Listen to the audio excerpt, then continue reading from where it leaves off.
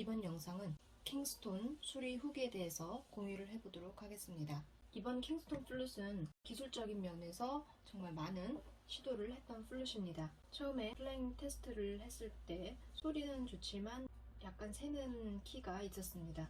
그런 부분을 먼저 테스트를 하고 작업을 시작했고요. 이번 플룻은 엔드 플레이가 굉장히 많았습니다. 그래서 풋 조인트 같은 경우는 전체적으로 엔드 플레이가 있었고, 마리 조인트는 덤 키 부분이 있었고, 트릴, 라이트 섹션, C 샵 부분이 있었습니다. 그래서 이런 엔드 플레이를 해결하기 위해서는 키 튜빙을 스웨징하는 방법을 써야 되는데요. 그러다 보면 이 키 튜빙이 플라이어스의 압력에 의해서 살짝 줄어들게 돼서 또 키 바인딩 현상이 일어납니다. 그래서 그 부분도 지금 함께 수리를 했고, 기술적인 작업 중에서 이 두 가지가 가장 많은 비중을 차지를 했습니다. 처음에는 이제 선반에 키 튜빙을 펴는 작업을 했고요. 그 다음에 이 키 튜빙과 스틸을 같이 조립을 해서 우레탄 망치로 이용해서 탭핑을 함으로써 펴는 작업을 진행을 했습니다. 덴트인 부분은 크게 없었고, 사용하던 중고 플룻이기 때문에 생활 객스는 당연히 있습니다. 테넌 부분도 정상적으로 작동을 하고 있어서 별로 손볼 데가 없었습니다. 이번 플룻은 핀드키로 되어 있는데요. 이 핀이 생각보다 잘 분해가 돼서 작업하기에 수월했습니다. 어떻게 보면 너무 잘 빠지는 핀이 있어서 그 부분도 수리 대상이었습니다. 중고 플룻의 핀 부분은 굉장히 잘 안 빠지는 부분이어서 항상 작업할 때마다 애로사항이었는데, 이번 플룻은 술술 잘 빠져서 또 작업하기 편했습니다. 그리고 가장 특이점은 이 토놀 부분이었는데요. 기존에 사용하던 도구에 또 다른 도구를 추가를 해서 토놀을 좀 더 완벽하게 파일링하는 작업을 했습니다. 그래서 토놀의 가장 윗면 뿐만 아니라 바깥면과 안쪽 면도 함께 파일링을 함으로써 이 패드가 토놀에 닿았을 때 좀 더 리킹 포인트를 줄일 수 있도록 하는 방식으로 작업을 했습니다. 그러다 보니까 토놀 하나당 가장 위에 갈고 바깥쪽, 안쪽 이렇게 3번을 갈아야 되는데, 사포 방수를 또 2가지를 이용해서 하다 보니까 그만큼 시간이 훨씬 많이 들었습니다. 패딩하는 경우에 키컵 사이즈에 맞춰서 쉬밍 작업을 다 했고요. 또 하나의 특이점은 키컵에 대한 사항입니다.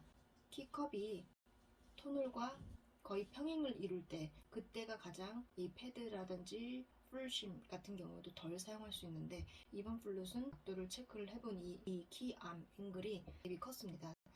즉 쉽게 말해서 이 킵컵과 토놀 사이의 갭이 크면 클수록 그만큼 쉼을 많이 사용을 해야 됩니다. 그렇기 때문에 키암 밴딩 툴을 또 다른 새로운 도구를 이용해서 이번 플룻부터 적용을 해봤는데, 확실히 이 암 부분을 조정을 함으로써 키컵이 좀 내려앉음으로써 이 풀쉼을 좀 더 덜 사용하도 됐기 때문에 이 쉬밍 작업에 굉장히 많은 도움을 받았습니다. 물론 이제 어떤 도구를 사용한다는 것은 거기에 따른 장점만 올 수는 없고요.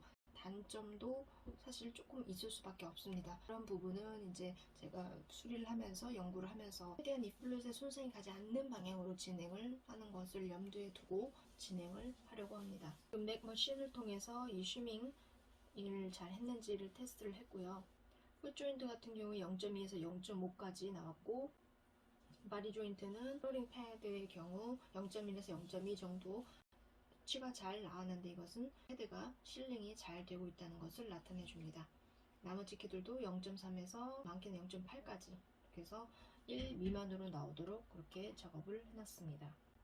이 키컵의 각도가 아무래도 갭이 커다 보니까 이 부분을 일일이 다 도구를 이용해서 조정을 하는 과정을 거쳤기 때문에 이 부분에서도 시간이 좀 많이 걸렸습니다. 헤드 조인트 코르크도 기존 거는 사용을 할 수 없기에 새로 둘레를 다 조정해서 새로 교체를 했습니다. 이렇게 이 플룻이 가지고 있었던 문제점을 최대한으로 해결하려고 했고, 시간이 지나면 지날수록 새로운 도구를 이용해서 이 플룻의 기술적인 문제점을 해결하기 위해서 시간을 할애했고, 앞으로도 그럴 생각입니다. 그러면 소리가 어떻게 나는지 한번 확인해 보도록 하겠습니다.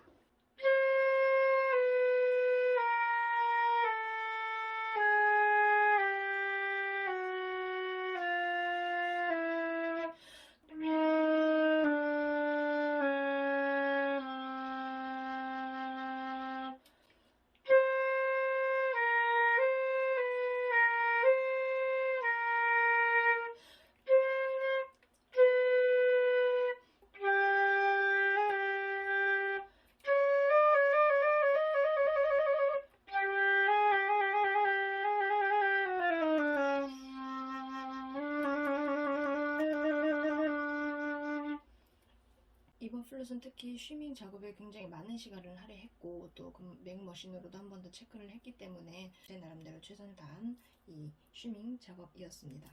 킹스톤이라는 플룻을 이제 수리를 함으로써 두 가지 새로운 도구를 추가를 해서 작업을 해봤는데요.